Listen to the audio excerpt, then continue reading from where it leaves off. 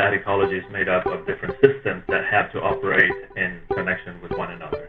So the idea that, you have the classroom level that is one system, and then you have institutional level, et cetera, different levels that work together and connect. And if an innovation like open education is going to have an effect, it has to have an effect on all those microsystems. You're listening to Speaking of Language, a podcast recorded at the Language Resource Center at Cornell University. Each week, we explore a topic related to language pedagogy and second language acquisition. This week on Speaking of Language, Fernando Rubio, director of the Yale Center for Language Study, talks all about open educational resources for language teaching and learning. Welcome to a new episode of Speaking of Language. I'm Angelica Kramer, the director of the Language Resource Center at Cornell University. And I'm Sam Lupowitz, the LRC's media manager. We have Dr. Fernando Rubio with us in the studio today. He recently gave a talk as part of our monthly LRC speaker series on open educational resources in language teaching and learning, which you can watch on our website.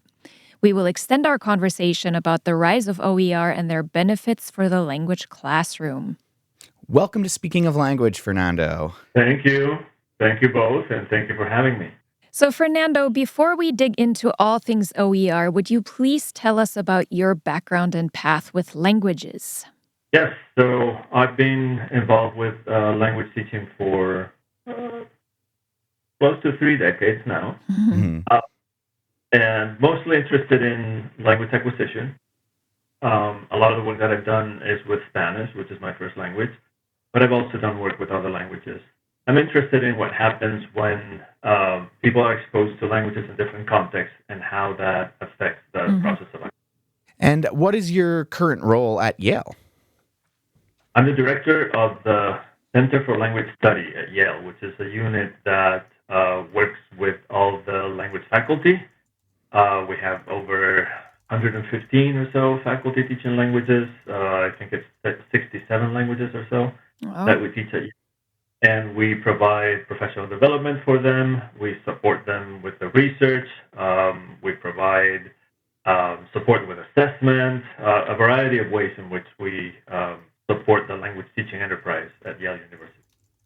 Wonderful.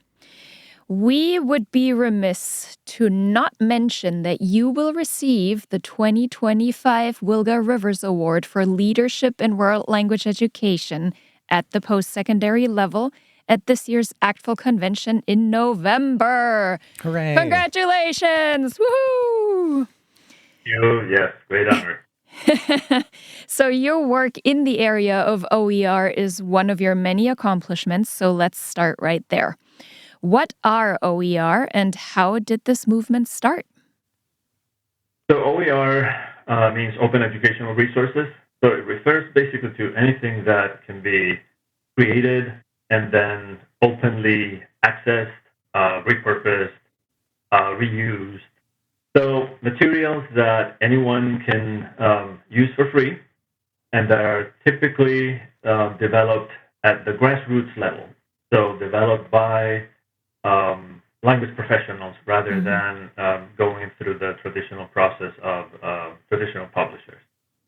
And it got started, I would say, 15 years ago or so as part of the open education movement when access to the internet became more widespread. Right. And the idea was that that would be an opportunity to democratize education, that education of high quality would be available to anyone who had access to a computer and the internet. And with that came the MOOC movement, Massive Online Open Courses, which was, I think, one of the first instances of open education or open educational resources out there. And the rest is history. That was around 2012.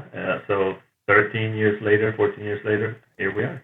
Terrific. And you described open education as a dynamic ecology of interconnected systems. Can you please recap that for our listeners?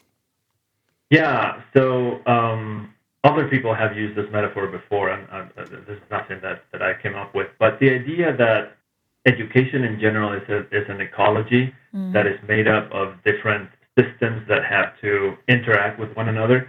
That's a useful metaphor to understand how things work. And in the particular field of open education, it helps us understand how open educational resources may have an impact on the educational ecology if we are aware that that ecology is made up of different systems that have to operate in connection with one another.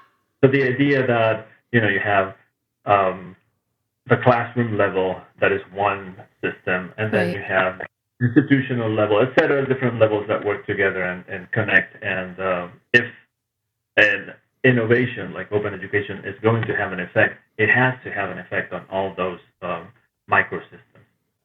Right.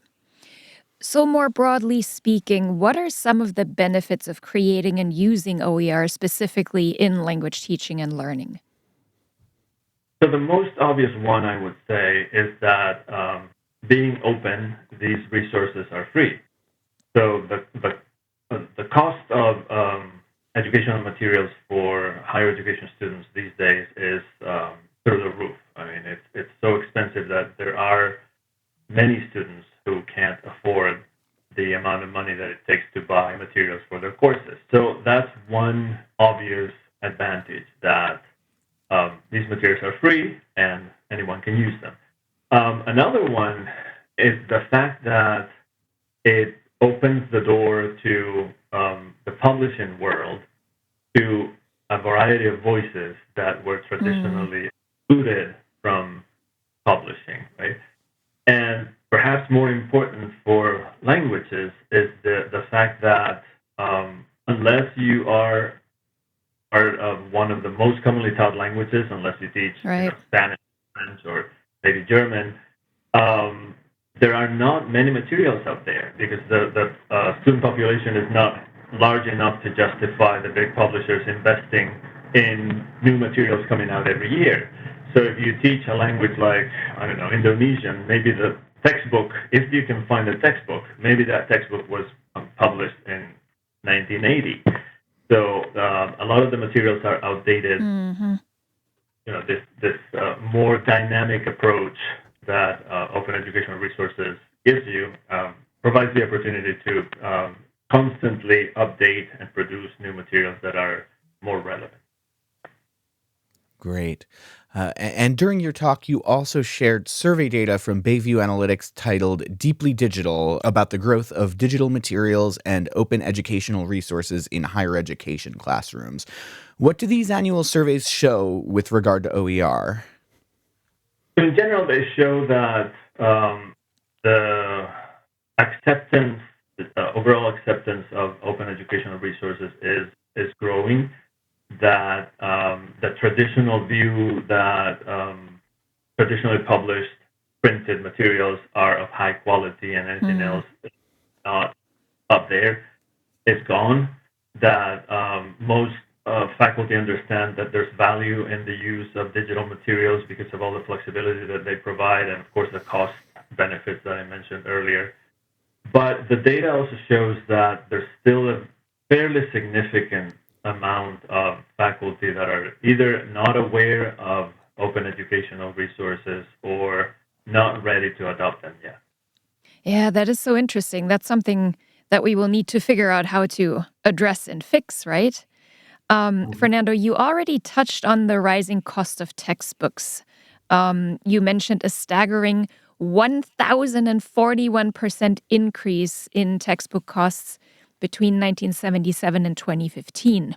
Why is there still reluctance in adopting OER in language education? What's your sense? I think, as I just said, I think there's still that impression that if a teaching material had to go through the process and the vetting process of being published through a traditional publisher, that the quality will be higher than something that was just generated, produced by a faculty member somewhere, right? There's also the issue that faculty are a little bit reluctant when it comes to developing, dedicating the amount of time and effort that it right. takes with quality materials, right?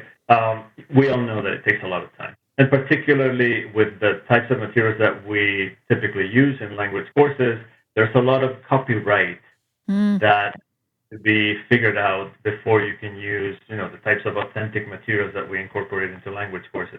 So that results in many faculty saying, if there's a traditionally published option for my class, I'll sure. go with that. So, for those colleagues new to OER, where can they start? Well, there are many repositories of existing OERs. There are several universities that have strong OER initiatives. One example would be the University of Texas at Austin. They've worked on OERs for many years, Hmm. and they have published a variety of high quality materials for multiple languages, particularly with an emphasis on less commonly taught languages.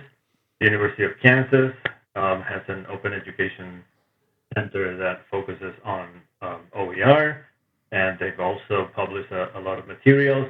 And then there are other repositories like OpenStax and Pressbooks that you can access and look at their directories and find materials that may work for a particular class. Well, and actually, Yale is at the forefront as well of developing a lot of OER specifically for languages. And I think out of Michigan State, there have been other also textbooks focusing on less commonly taught languages. So I guess there is a whole plethora of materials to look for. Do you have any suggestions for our colleagues who are interested in creating their own OER? Where do you even start? Yeah, I wouldn't go through this process in isolation. I think it's Hmm, important to make sure that there is support from the institution because it takes time. right. So number one, make sure that the institution provides some kind of support for you to take time off or maybe to spend time during the summer to develop resources. Make sure that you connect with the right people who can guide you about copyright issues. Hmm, That's a big hurdle that everybody has to go through. And then find out if there is, at your institution, if there is a system of technology support for you, because when you develop digital materials, there's a certain level of technological expertise that will be required, and right. everybody has it. So if there's support, institutional support for that, that'll be helpful. So again, make sure that you connect with the right people at your institution. Ideally, try to connect with other colleagues who teach languages as well. Open educational materials typically end up being stronger and better if Hmm, they are hmm. the result of collaboration among faculty. So talk to others. Excellent. You ended your talk with a beautiful example of the impact of OER in Afghanistan that showcases all the characteristics of the ecosystem: access, interconnectivity, adaptability, and growth. Can you please briefly share with our listeners the story of SOLA? Yes, so SOLA is a school for girls in Afghanistan that was started in 2001, I believe. And this story was shared with me by one of my colleagues who teaches Arabic, the director of the Arabic language program at Yale, Sarab Alani. Um, and the school was operating in Afghanistan after the fall of the Taliban, when girls were allowed to receive an education again. Um, so that it was a school where women taught girls. Hmm. They started small. They became a relatively large school, and they were flourishing until the Taliban came back to power in 2021. Hmm. And then overnight, they realized that they had to leave. They had to leave the country if they wanted to continue operating.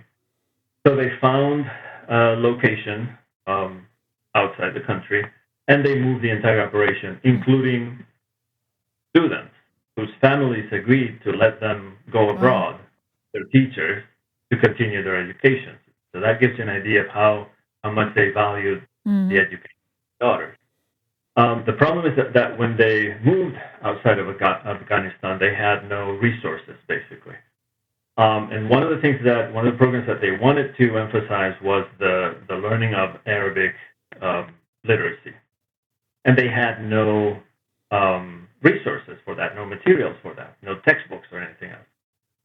And one of the volunteer teachers that taught at the school was a teacher from Massachusetts who had attended a couple of conferences where she attended talks by this colleague of mine at Yale, Sarab Alani, where Sarab talked about an open educational resource that she had created to teach Arabic reading and writing, Arabic literacy. So this teacher contacted Sarab and said, would it be possible for us to use your resource that you created? And she said, of course. So that open educational resource that had been created by a faculty member at Yale all of a sudden became a lifesaver for a school that taught girls how to read and write in Arabic somewhere else on the other side of the world. So that gives you, again, an idea of the power of open education, of the flexibility that working with open materials gives you, the democratization of learning that I mentioned at the beginning. So all the good things about open education, I think, are encapsulated in that short story. Yeah, this is amazing. As you said, the power of working together and making the world a better place. Don't we all need that these days? Do. Fernando, before we sign off, we would like to ask you for a word in a language that you love, that you are learning, that you speak, that you may want to learn, that makes you feel inspired. What do you have for us? I have 3 words. They actually refer to the same concept, but they're 3 different words. So I'm from northern Spain, from a region called Asturias, which is on the Atlantic coast. And to our east is the Basque Country, and to our west is Galicia, the northwestern corner of Spain. And that's a region of the country where, unlike the rest of the country, it rains a lot. It's humid, cool, and there's a particular weather phenomenon that it's a drizzle that's very pesky, that can last for hours. It's very subtle. So you look outside and you think it's not raining, but you go outside and in 5 minutes you're soaking wet. So the regional languages of those parts of the country have words that specifically refer to that particular weather phenomenon. So in the Basque language, it's chirimiri. In Gallego, which is the language spoken in Galicia, is calabobos. And in the language spoken in my region, Asturiano, the word is orvallo. It's a noun that refers to that drizzle. There's also a verb that refers to the act of that drizzle falling and making you very wet without you knowing it. So it's a word that reminds me of my origins. And I think it's how humans interact with their environment and use language to refer to phenomena that don't necessarily pertain to other areas. That's so cool. Yeah, I love that. We have something similar here when we get into that sort of indefinable wintry mix of like rain and sleet and snow but it's not any one of them, and we just call it ithacating here. So there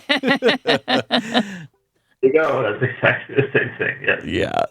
Well, thank you so much for speaking of language with us, Fernando. Thank you. My pleasure. Next week, we will hear about the new Southwest Asia and North Africa program in Cornell's Einaudi Center and the student organization Women of MENA. Until then, auf Wiederhören. The Language Resource Center is located on the ground floor of Stimson Hall on Cornell's main campus in Ithaca, New York. Check us out on the web at lrc.cornell.edu. And follow Cornell LRC on Facebook, Instagram, and Blue Sky. Speaking of Language is produced by Angelika Kramer and Sam Lupowitz. Recorded by Sam Lupowitz. Original music by Sam Lupowitz, Dan Gable, and Joe Gibson. Thanks also to the College of Arts and Sciences at Cornell University. As a reminder, the ideas and opinions expressed on this podcast do not reflect those of the College of Arts and Sciences or any other official entity of Cornell University. We thank our listeners, and do stay tuned for our next episode.